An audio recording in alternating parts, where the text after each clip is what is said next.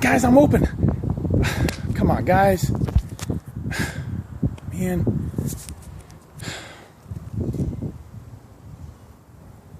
Here we go. Touchdown pass.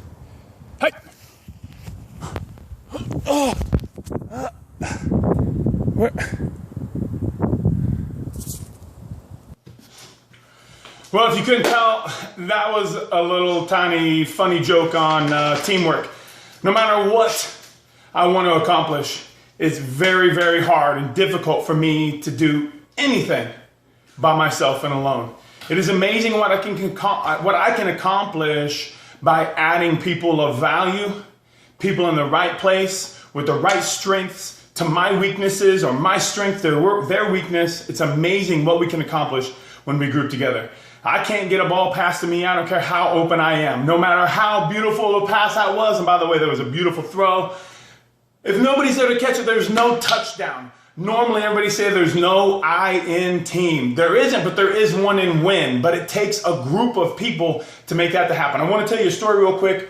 I'm a huge Arnold Schwarzenegger fan, okay? Ever since he came out with the movie Commando, hopefully I'm not the only one who knows this, so if you're watching this, you know it was the chick. It was the girl off Who's the Boss. You remember that? So I had her poster in my room. I loved her to death, but anyway, he's walking through the wilderness. He's got this huge log up on his shoulder. Love that movie. I watched it. It's not the same as it was when I watched it in the 80s. But either way, I'm a huge Arnold Schwarzenegger fan. I wish I was always that big. I decided that I wanted to look Arnold Schwarzenegger up. So I started doing one of his workouts. And in doing so, I got to research a little bit about him and his background. If you guys ever watched the movie Pumping Iron, a documentary on bodybuilding back in the 70s. Anyway, Franco Columbu, this was somebody that Arnold Schwarzenegger actually looked up to, even though he was a giant of a man himself, but he looked at this Franco Columbu. Franco's in the gym. We're talking about a major global gym, world gym out in California. He's in this gym, and he gets under the squat rack with 500 pounds. He goes down, and he gets stuck at the bottom of 500 pounds, and he had to have the weight lifted off of him. What was amazing is Arnold goes up to him, yells at him, "What are you doing?" That's my best Arnold impersonation. "Go to the chopper." Arnold goes up to him, screams at him. He's like, "What are you doing? These people are watching. You got people watch you fail right there. They won't believe the bodybuilding magazines. They're going to think it's full of junk, full of crap. You've got to do this." Man, Franco is furious because just a week before he was able to do this, no problem. He gets mad. He's like, "This is crap. I used to do this." He goes back under the barbell, and Arnold bet him $50 he couldn't do it. So he goes out there. He squats this thing, not 5 times, not 6 times, 8 times. He did this thing 8 times. Nothing changed. The weight didn't change. His body didn't change. The only thing that changed was his motivation. And the motivation changed because he was pushed. He was pushed by somebody else. He was pushed by an outside force. It's amazing what we can accomplish when we have people that are assisting us, supporting us, cheering us on. We're not doing it alone. He didn't stand over them and say, "Yes, you can." He told them to do it.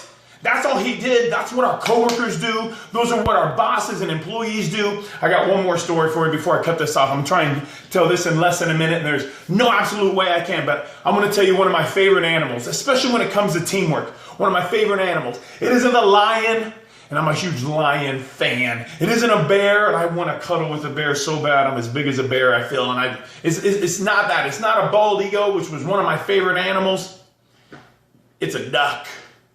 It's actually a goose. It's amazing when you see this V formation and what that V formation does, what that really does. If you realize is one goose that gets out of formation, that one goose that gets out of formation can feel the restriction of airflow until it puts him back into formation. The geese behind the lead V duck, the geese behind are quacking them along. And that is actually them cheering the first one and giving him motivation. What's really cool is without the rest of that geese, this duck wouldn't be able to fly as far. They're saying that's about 150 miles. This is again off the top of my head, 150 mile range. because it has a team, a network behind it. It's not doing it alone. And if the lead duck gets tired, it actually falls back into formation. Somebody else comes forward to take advantage of this team, to take lead of this team. If one goose falls down injured or can't keep up, 2 geese come with it. Sit there and we'll stay there until it's either healed or until it's dead. And then we'll either catch up to another flock or catch up to its group that it was with. It's amazing that it'll carry 70% of the lift by having a flock with it. We can't do things by ourselves. And when we do, man, it's amazing what we can accomplish. You know, it's said all the time, with God, all things are possible. And I truly believe with a great group of people around us, we can truly accomplish anything. You think of the greatest businesses in the world.